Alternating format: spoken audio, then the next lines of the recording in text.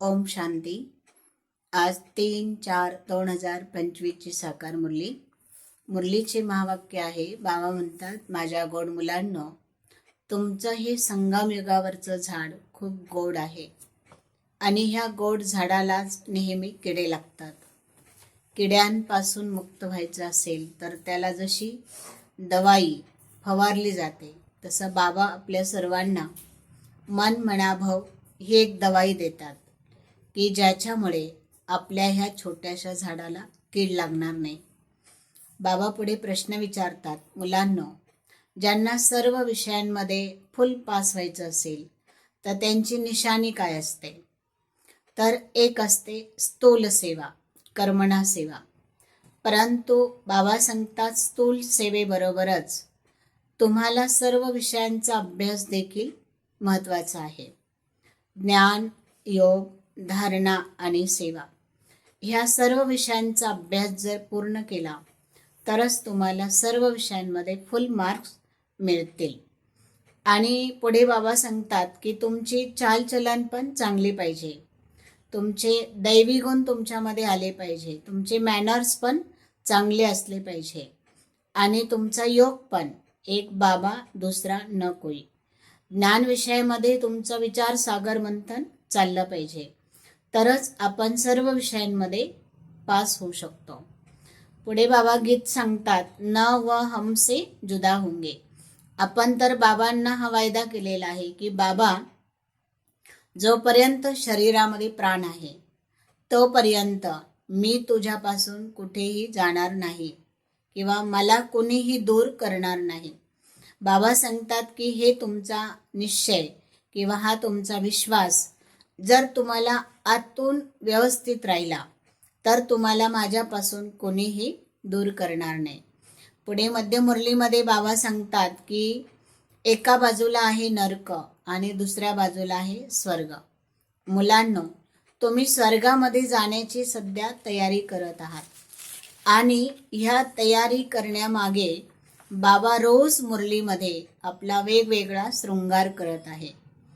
कारण सत्युगामध्ये जाण्यासाठी आपली आत्मा ही चांगल्या ज्ञानाने, चांगल्या संस्कारांनी ही सजलेली पाहिजे, म्हणजे शृंगार केलेला पाहिजे. आणि त्यामध्ये बाबा आपल्याला सांगतात की तुमचा शृंगार कशाचा पाहिजे, तर तुमची दैवी चलन त्याचा शृंगार पाहिजे, दैवी गुण तुमच्यामध्ये असले पाहिजे, ज्ञान तुमच्यामध्ये असलं पाहिजे आणि योगाची बळ ते पण तुमच्यामध्ये असलं पाहिजे. पुढे बाबा आठवण करून देतात की बाबांचा हा यज्ञ आणि यज्ञाचे तुम्ही सर्व रक्षक किंवा सेवाधारी आहात. तर तुम्हाला काही स्थूल काही गोष्टी लागल्या तर तुम्ही शिवबाबाच्या यज्ञामधून घ्या किंवा घेतली असं समजा. जर तुम्ही एखाद्या देहधाऱ्याकडनं ती वस्तू घेतली तर तुमचा बुद्धियोग नेहमी त्या व्यक्तीशी राहील, बाबांशी राहणार नाही. म्हणून बाबांच्या यज्ञामध्ये जेव्हा आपण येतो किंवा मधुबनला जातो तेव्हा बाबांच्या यज्ञामध्ये आपल्याला छोटी मोठी सौगात दिली जाते. तर ती सौगात म्हणजे बाबांनी दिलेली गिफ्ट आहे आणि ती जर आपण वापरली, आपल्याकडे राहिली, तर आपला बुद्धियोग नेहमी बाबांकडे राहू शकतो. तर हे समजा की माझ्या आत्मेची जी पालना आहे ते पालना बाबांच्या यज्ञामधून होत आहे. पुढे बाबा सांगतात की तुम्ही माझी आठवण करा तरच तुमची आत्मा शुद्ध आणि साफ होईल किंवा शुद्ध होईल. बाकी बाबा सांगतात की तुम्हाला दिवसभरामध्ये तुमच्या कर्मक्षेत्रामध्ये राहून तुम्हाला रोज सर्वांबरोबर गोड बोलायचं आहे, प्रेमाने बोलायचं आहे आणि मनसा वाचा कर्मणा कधीही कुणाला दुःख होणार नाही याची तुम्हाला काळजी घ्यायची आहे. पुढे बाबा सांगतात की जसं एक उदाहरण दिलं बाबांनी की यज्ञामध्ये भोली दादी होत्या. तर भोली दादी इतक्या निरहंकारी होत्या, सर्वजण झोपायला जायचे पण दादी मात्र कधीही दुपारी झोपल्या नाही.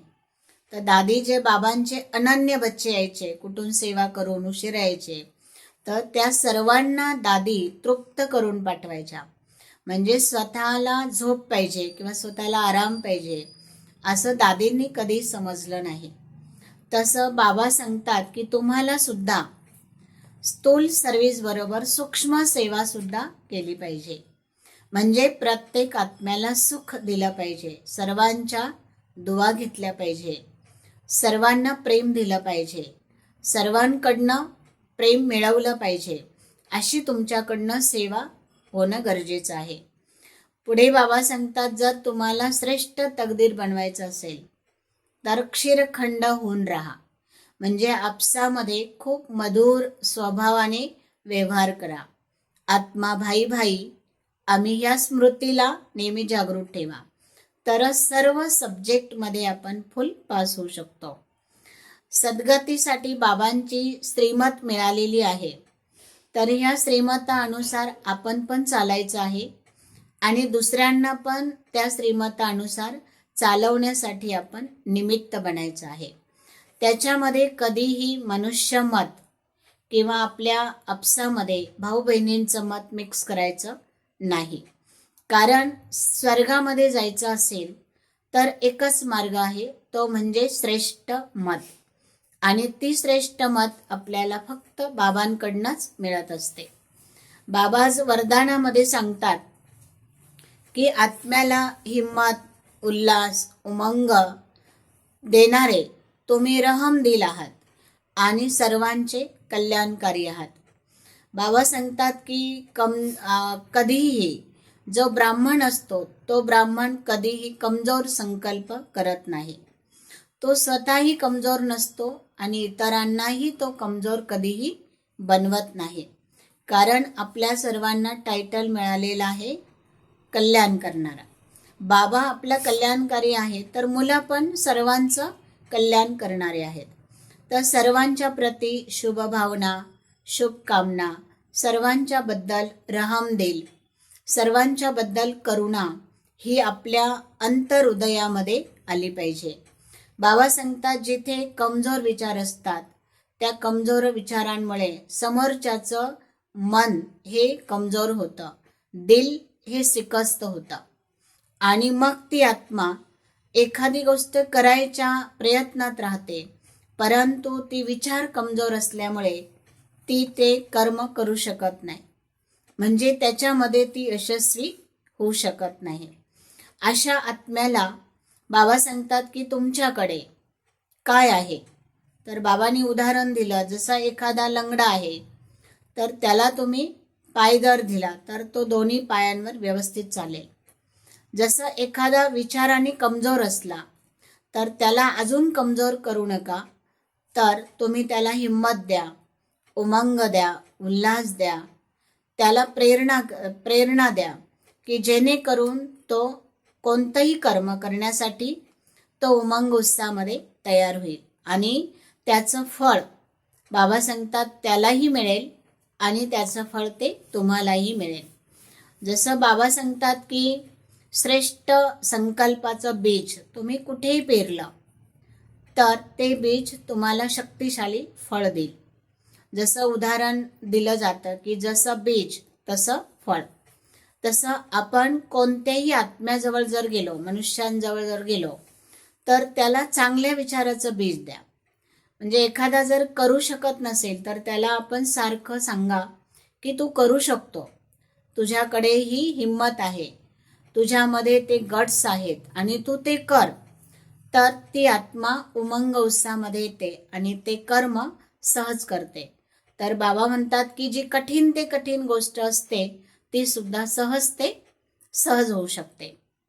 पुढे बाबा सांगतात की तुम्ही इतरांच्या दुवा घेऊन तुमचं जे बुद्धिरूपी खातं आहे ते दुवांनी भरपूर करा.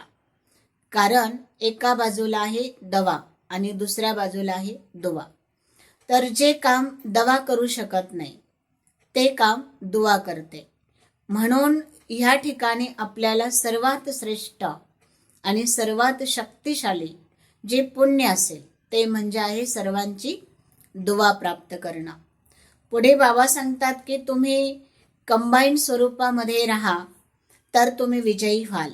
हे बाबा आपल्याला अव्यक्त इशाऱ्यामध्ये प्रत्येक मुरलीमध्ये सांगणार आहे. कारण ही मुरली आपली 1 महिना कंबाईंड स्वरूपावर चालणार आहे. बाबा कंबाईंड स्वरूपाचा अर्थ काय सांगतात की तुम्ही कर्म करता करता तुम्ही कर्मयोगी होऊन राहा. आपण कर्म करता करता बाबांची आठवण विसरतो आणि कर्माची आठवण राहते. बाबा सांगतात कर्म करताना तुम्ही माझी आठवण केली तर कर्म हे तुमचं श्रेष्ठ होईल. कर्मामध्ये जर तुम्ही बाबांची आठवण विसरला नाहीत तर कर्म हे कुशल होईल, कर्म हे यादगार होईल.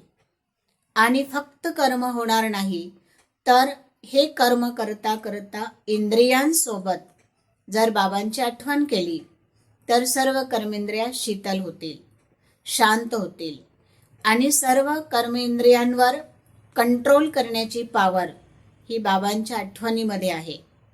तर नेहमी बाबा आणि आपण हे कंबाईंड स्वरूपामध्ये आपल्याला कर्म करायचं आहे. तर त्यामध्ये आपण दिवसभर विजयी श्रेष्ठ बनू शकतो. ओम शांती.